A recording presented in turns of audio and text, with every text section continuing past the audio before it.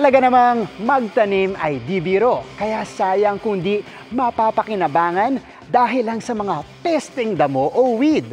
Ang pagtatanggal sa mga yan, pinadali with the use of an AI-powered robot sa Amerika. Tara, let's change the game! Dito sa Bulacan, nakilala namin si Denver, 20 taon nang magsasaka. Ang tinatanim namin, palay. Ngayon, nagtatanim din kami ng mga gulay. Ayon kay Denver, maraming aspeto sa pagtatanim para sumakses ang ani. Tulad ng pest management. Kaya abala rin siya sa mano-manong pagtanggal ng mga damo o yung mga weed na tumutubo sa tabi ng kanyang mga tanim. Ito po ang mga kalaban namin sa aming mga taniman ng gulay, katulad po ng damo, nililinis namin siya. Kasi yan po ang malaking kalaban ng sustansya po ng aming mga pananim. Sila po ang kumukuha. Kabilang ang mga damo sa mga pesting dapat bantayan ng mga magsasaka. Pagka sinapabayaan, kaya nitong mapababa ang ani ng 44 to 96%. 2 beses kada buwan ito ginagawa ni Denver para mabantayan. Habang sa palay, ginagamitan nila ng gamot ang lupa para hindi na tumubo ang damo. Nakakapagod din, pero kailangan para gumanda yung ating mga tanim na halaman, gulay. What if ang matrabahong pagtatanggal ng damo pwede nang ipagawa sa isang autonomous robot? Sa United States, meron na niyan.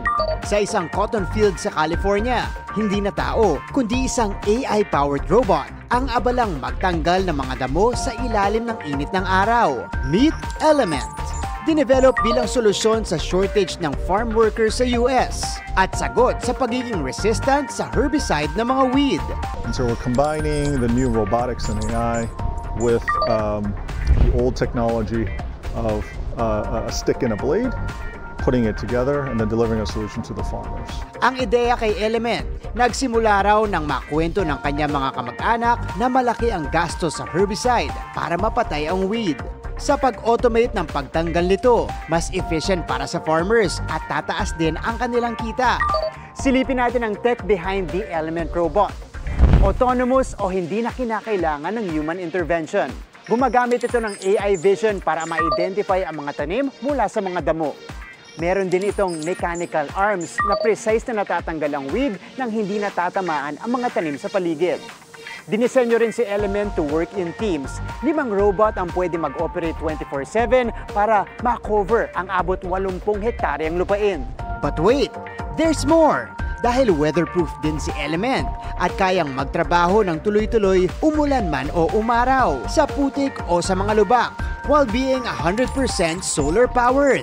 Kasalukuyang compatible ang Element Gen 2 sa cotton, soy at sugar beet farms. With the use of this technology, meron na tayong alternative sa paggamit ng herbicide. Mas napapagaan pa ang trabaho ng ating mga magsasaka. Para sa GMA Integrated News, ako si Martin Javier, changing the game!